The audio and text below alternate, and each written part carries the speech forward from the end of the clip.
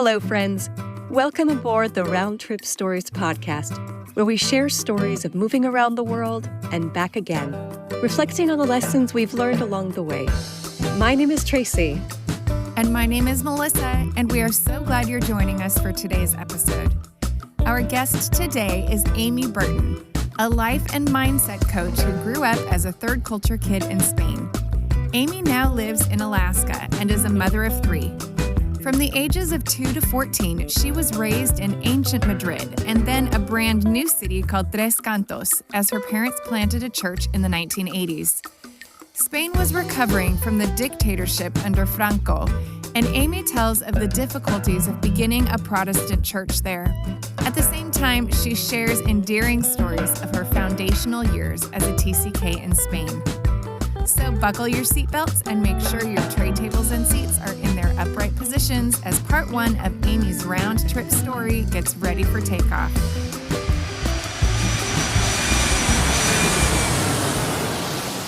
All right. Well, welcome everybody to the Round Trip Stories podcast. We are so happy that you're joining us today. And I am so happy to introduce my friend Amy Burton, who's going to be sharing her TCK stories. And just a reminder, we're continuing our series of third culture kid interviews where we interview people who spent a significant amount of their childhood or developmental years living outside their passport country. So today we're interviewing Amy, and Amy's family and the family that I married into go way back. And so I'm not even going to take the time to tell all the connections, but I'm just thrilled that we get to have you on our podcast today, Amy. Welcome. Thank you. Thanks so much, Melissa. We're so glad to have you. Well, as we get started, Amy, tell us first a little bit about yourself and your life now, and then tell us a little bit about your family and where you grew up. Yeah, so I've married into an Alaskan family, so longtime Alaskan family, which is why I ended up over here. And so I met my husband in college at Fresno Pacific, and we did live in Fresno for a long time. And after college, had 3 kids there. So we had one fly the coop already. So I'm feeling a little bit older than I should, but we'll survive. Yes. So I have a 19-year-old, a 17-year-old, and an almost 15-year-old. Oh, yeah, he will be 15 by the time we air this. So he'll be 15 by the time we air. So there you go. And so right now I am a life and mindset coach who helps educators learn how to use coaching techniques in the classroom. So I speak and train teachers on how to reduce stressors and conflict in the classroom, learn about the brain and how it works, and how to kind of utilize that better in the classroom to kind of maximize teaching and strategies. And I also have a business as an Norwex consultant, which helps people reduce chemicals in their home. So that's what I do and love it. Nice. That's great.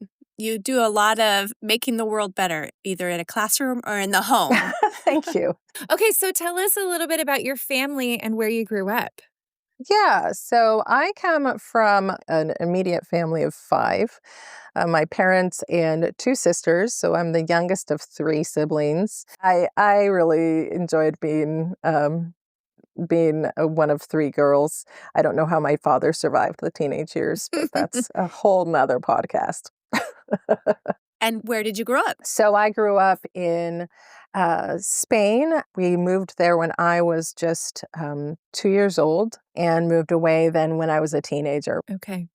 And where were you born? I was born in Santa Cruz, California, of all places. Okay. Yeah, my parents were pastors there when they decided to move all the way across the world in 1980. Like, whew, that was a big deal back then. Absolutely. So when you guys moved to Spain, you were 2, and how old were your sisters? My sisters and I are all 2 years apart. So we were 2, 4, and 6. Okay. So my parents were in their early 30s, moved all the way across the world. And so we Okay. all learned Spanish together. I don't remember Okay. learning Spanish at all, right? Like I was 2. So Because you were so young. Sure. yeah, Sure. And That makes and sense. you mentioned that you were in Madrid. Were you in Madrid the whole 12 years? no, we weren't. We lived in Madrid for the first 4 years, and then we moved to a small town just north of Madrid that was kind of a planned community. It had kind of just been started like in 1980. They Huh. had kind of broken ground and built this whole like city, basically.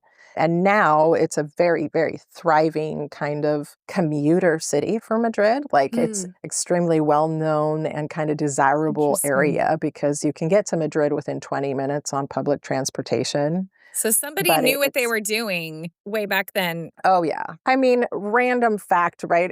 Franco, the dictator that was there in Spain for a long time and he died in 1974, had this crazy idea to build an underground city.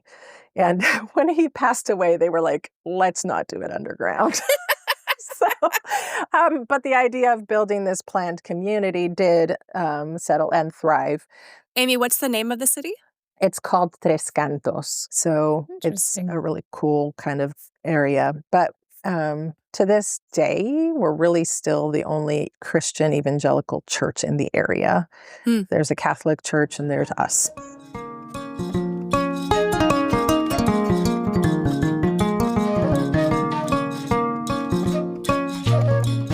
All right, please tell us a story or memory of your time growing up in Spain. Oh my goodness. I, I I have so many different things that I could share, Yeah. right? But I did love growing up in Spain. Everything in our town was intended to be like places you could walk to, right? Madrid is a European city, so walking places is a huge thing. Public transportation is a huge thing, and so our town is no different. You could just basically walk to the store all the time. We would take a little cart down to the market and shop, and every little stall is a different like type of food, right? So you'd go to the fruit guy and my mom would be like, I need you to go to this fruit guy. He's going to give us a better deal on this. Yes, And I want you to go to this fish guy and I want you to ask him for this and tell him your mom sent you. And right. One of my favorite memories, random memories, right? Because it's high rises, you have a lot of the shops on the first floor, like Mhm. just underneath your apartment buildings or whatever. And my dad always laughed and told us that he baked the bread for the day, right? So you would buy bread every day because they're like baguettes. And Yeah. they would be rock hard by the next day, like always rock hard. Yeah. So every day he'd go down and he'd buy the bread for the day and he'd come back and he'd be like, I baked bread today. And we're like, yeah, Dad, right. And I would take my little allowance that I would have every week. I would get a little bit of allowance and I would spend it at the dry goods store. It was called a dry goods store, but it was basically you would go there and you could buy like chips and popcorn and sweets of any kind and like marshmallows and Mm. nuts. And so I would plan out like I'd basically get 100 pesetas, which was like basically $1. And I'd be like, okay, these sweets are worth a nickel. Sometimes I'd Mm. splurge and get a sweet that was worth 10 cents, right? And I'm like, how many of these like can I get? So I'd ride my bike over there on Saturday mornings as soon as I'd get my allowance from having cleaned or whatever. And I'd Yeah. spend all of my 100 pesetas on candy, basically. So Okay. I would, and I'd usually take them to the park. I'd bike my way to the park and then I'd like sit there and eat my candy. And so those are some of my fond memories from growing up, spending my allowance at the dry goods store.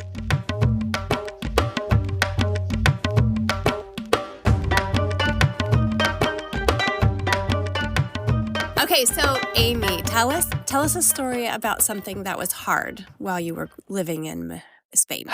Yeah.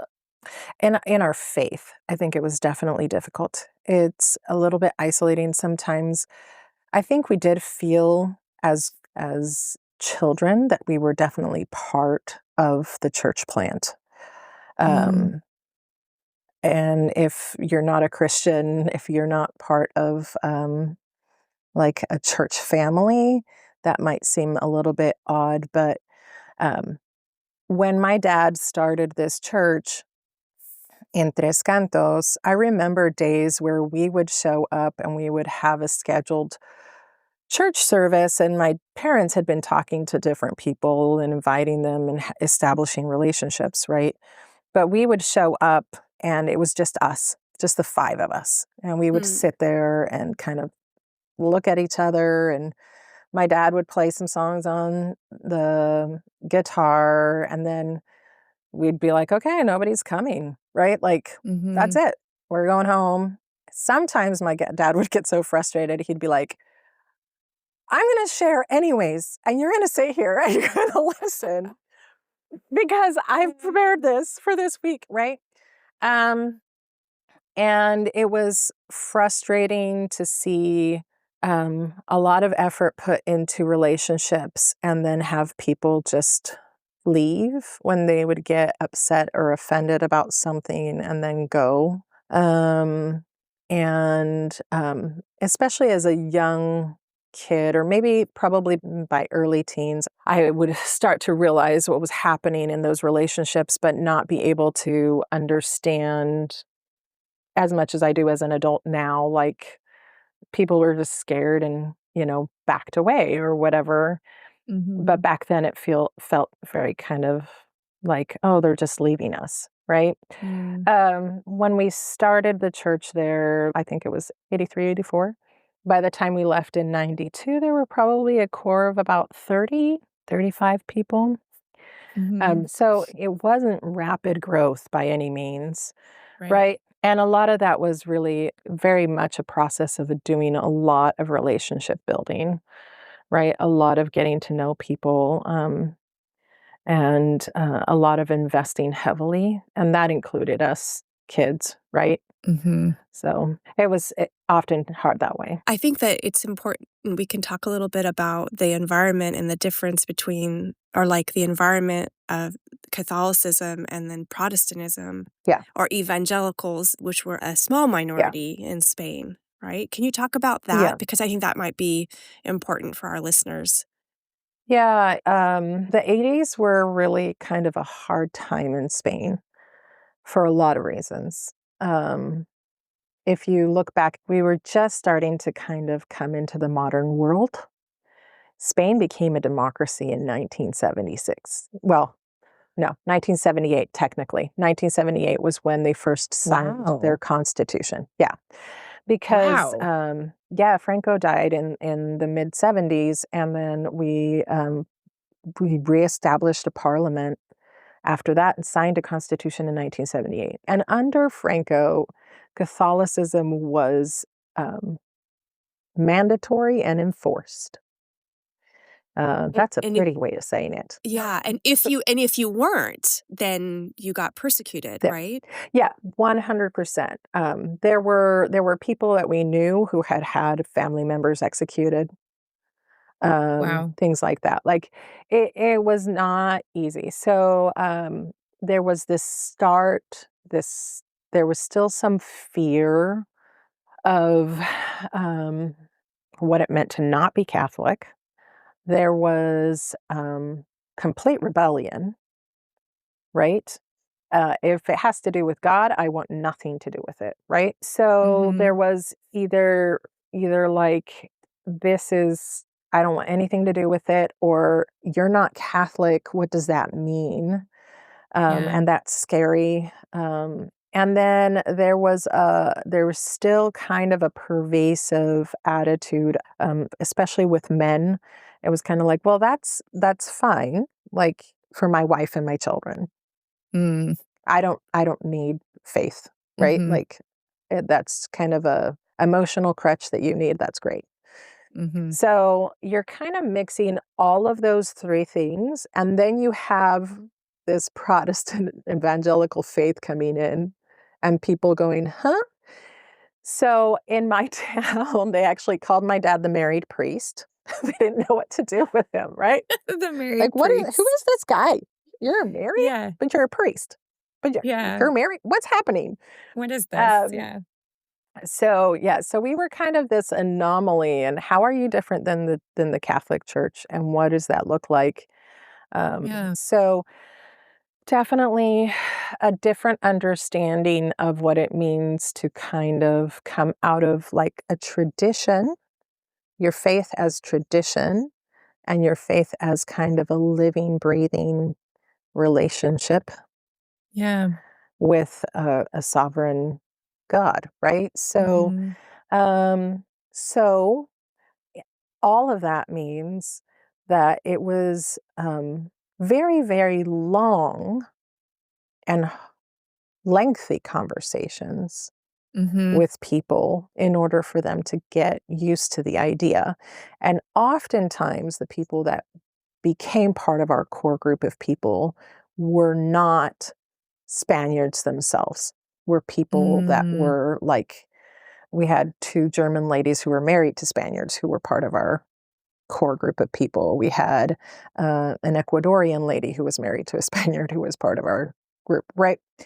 So those people tended to be a little bit more open. Now, 40 years later, right? It's Mhm. different.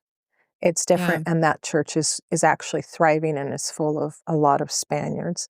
But in Mm. the 80s, it was a very, very difficult and very foreign thought to not be Yeah. Catholic, Mhm. or if you weren't Catholic, to be something else.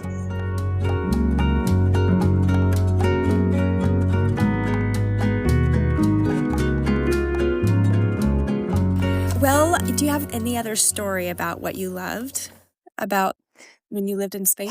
I loved the freedom that I had growing up in Spain. Uh, I don't know who else at like the age of 13 gets to like take a bus ride to Madrid, a city of 4 million people, and like hang out with her friends and come home. We knew that we had to take the second to last bus home, because if you missed the last bus home, boy, oh boy, your parents had to drive 20 minutes to come and get you. And that was going to be like big time trouble, right? So, but I always I felt safer taking the subway at like 11:30 at night than I did at 2 in the afternoon, right? Because of siesta. Siesta time was Mm. like weird. There'd be one creepy guy at the other side of the platform, and you're like, I don't feel okay. Right at 11 p.m., there's like it's gobs of people. I felt super safe, which is just such a bizarre feeling to me. But Uh-huh. we were allowed to like a lot of freedom to just be. We'd be gone for hours, you know. Maybe we're just Yeah. kids of the 80s, I guess. But no cell phones, nothing like that, right? But there were payphones everywhere. We could have called home. Yeah. Um, but it was great to have that kind of an upbringing where we learned to be independent. We learned to be resourceful. I spent so much time in parks and on my Mm. bike and just out and about and exploring things. It Yeah, was a great, great place to grow up. I loved all of that. I love it too. That's what I want for my childhood. Yeah. My It's next actually one of the reasons that like we moved to Alaska when we did, is to give our children some of Mm, that same freedom still. hmm. So Mm. they have a lot of freedom Mhm. up here to roam.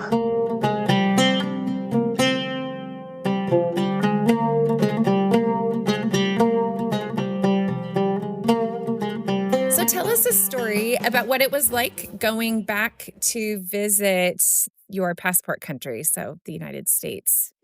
Yeah, we did not get to do that very often. So about every 3 to 4 years, we would actually get to go back. And so when we did go back, it was for like 3 months or 4 months. So it was longer stretches of time. It felt like a really long time as a kid.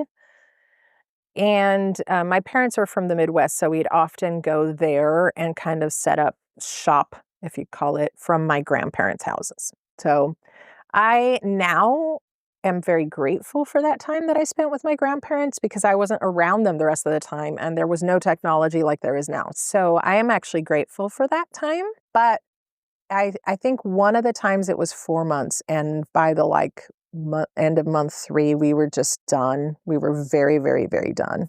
Mm. Like we wanted to go home. We were tired of Yeah. going to different churches every day to like visit. We were tired of hearing my dad's same sermon everywhere we went. Right. We were really tired of people asking us questions about where we were from and being Mm-hmm.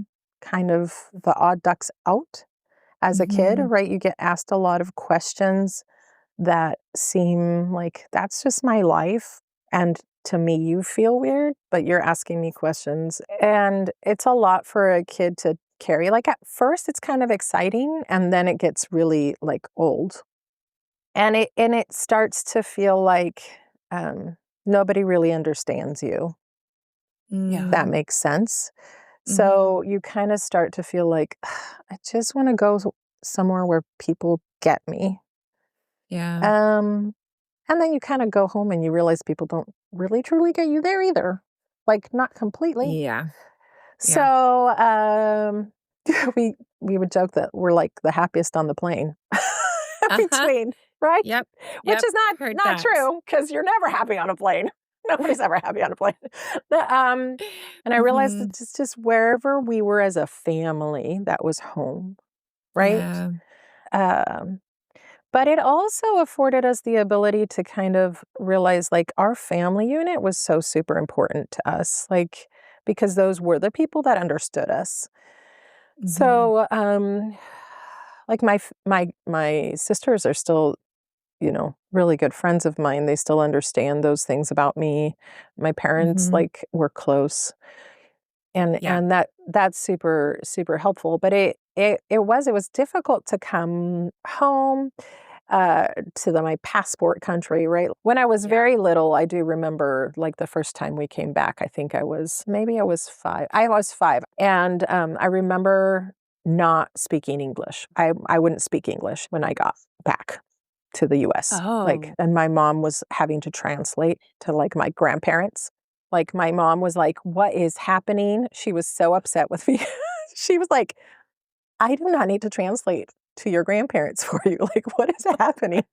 Oh my And goodness. she did not understand me. And finally, I think like a week in, she like finally got to the bottom of it, and she realized I was really worried about making mistakes Oh. in English. And Oh. so I didn't want to speak English because I thought I would make mistakes and people would like make fun of me or laugh, or I don't know. Mhm. It made me Mhm. uncomfortable, right? So like I refused.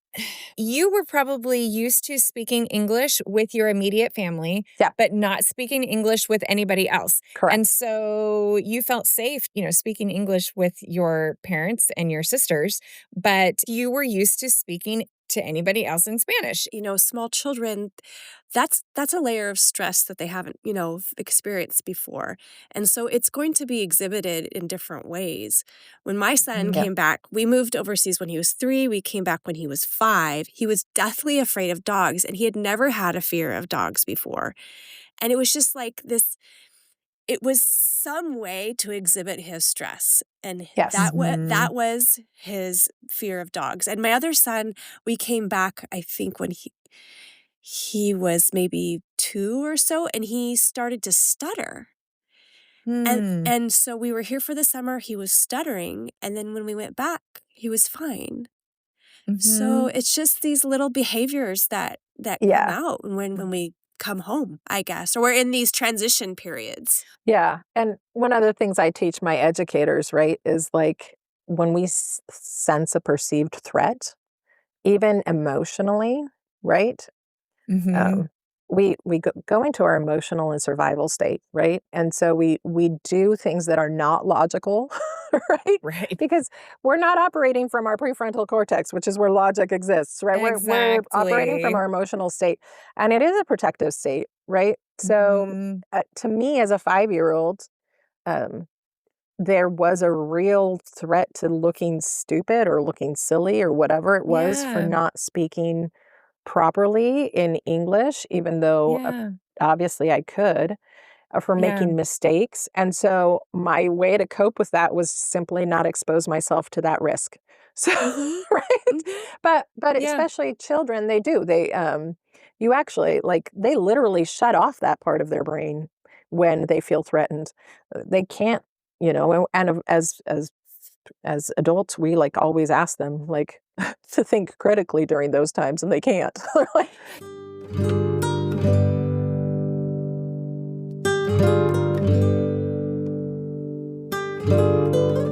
So, looking back on the time that you were growing up, what do you wish that your parents would have realized or known? um, a couple of things probably would have been helpful for my parents to realize I was ADHD, right?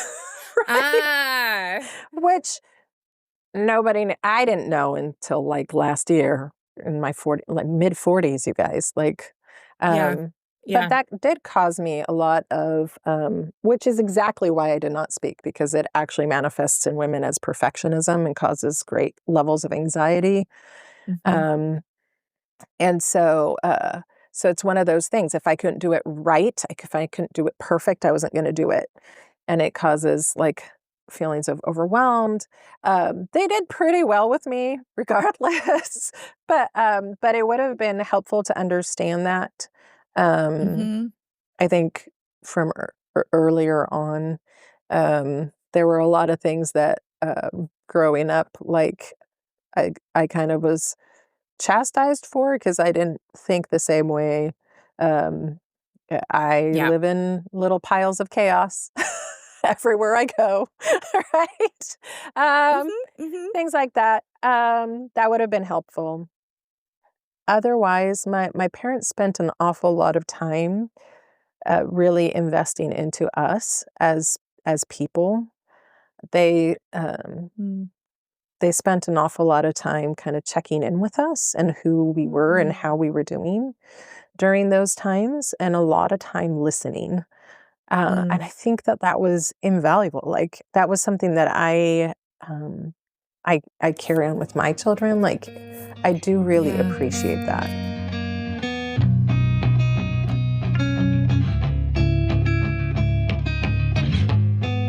Okay, so this is our last question for this first part of our interview. How has growing up as a TCK, so as a third culture kid, influenced your worldview? Oh boy, what a loaded question. I I would not trade it for the world. Mm. I would not trade it for the world. And I love how it has allowed me to see people for who they are. People are people, Mhm. and people are so special and unique. And no matter where they come from, they are precious. Mhm. And to be able to understand that people can have unique and different points of view and still be valid. Yeah.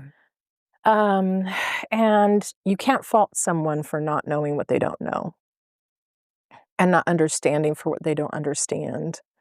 And so being able to accept someone for their own unique perspective on things without holding judgment for what you think is right or wrong, I think is Mhm. an invaluable gift. And it's something that I try desperately to instill in my children to this day. Mhm. Um, Yeah. and that's just so important. I think there's a richness to being a TCK that it gives us that perspective. Another Mhm. thing that I really, really value from being a TCK is growing up in a place that has a really, really long history. Mhm. And the perspective that that has brought me, I think, is also super valuable. I know I walked down streets that were thousands of years old all the time. Mhm. Mm-hmm. Our field trips were to medieval castles or to go into, museums that had paintings that were, literally like almost 1,000, 2,000 years old. So you're just looking at these Yeah. beautiful pieces of history. And it actually kind of gives you a little bit of a perspective that just not so much about me, right? I'm just Mm-hmm. this little blip on a radar, and I am unique and I am special, but I'm also like part of a greater story. Mm-hmm. And it just Mm-hmm. kind of grounds you a little bit different. And I think also being in the places that are old and then knowing your own home country's history, you can connect it easier, Yeah. right? Like at the Mm-hmm. Forbidden City, I'm like, oh, this was built in the 1400s. This was built before Columbus went contracted by Spain to Yep. go to find a Mm-hmm. better trade route. And it's just like, wow, it connects Yeah. history, and like you were saying, Amy, it helps you to understand the place that we have. Yeah. Yeah. It's a groundedness that I appreciate Yeah. as I like how in you. my place in history, right? What can I do for Mm-hmm. who I am and my giftings right now? But I also understand that it's a blip in the radar, right? Yeah. It's a piece in a bigger picture. Well, that's a great place to end our first half of this interview. We can't wait to hear the rest of your stories in part Thank you. 2. Thanks, Amy. Thank you, Amy, for sharing your round trip stories from Spain. You describe a beautiful childhood of walking on 1,000-year-old streets to mom and pop shops, and the freedom to ride your bike or the buses in a brand new city.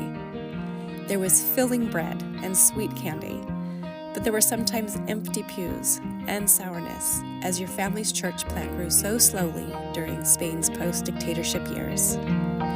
Nonetheless, your family was committed to their faith and to each other, and even though you felt you didn't fit completely in American or Spanish culture, you knew that you always fit in with your family, and that was where home always was.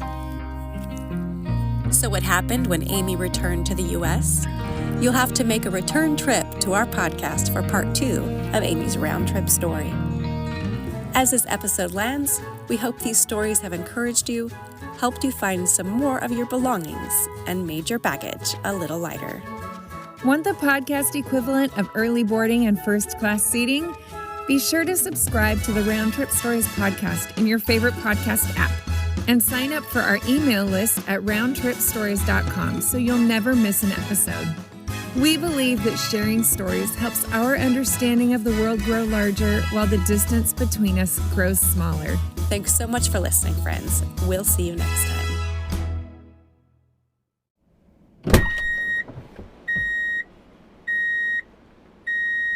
We're so glad to have you. And, well, I want to add that Amy's coming to us from Alaska. And I don't know, I've never been there, but I'm just excited to talk to somebody who's in Alaska. Yeah, we're quite the rarity. I always think of California as like the end to the United States, but it's not true. Right. It's really not. No, we like to boast that we're the northernmost, westernmost, and easternmost because we cross the international date line. So there you go. Yeah. Fun fact. North, west, and east. That is amazing. Yeah. Yeah, well. you win. Alaska, you win.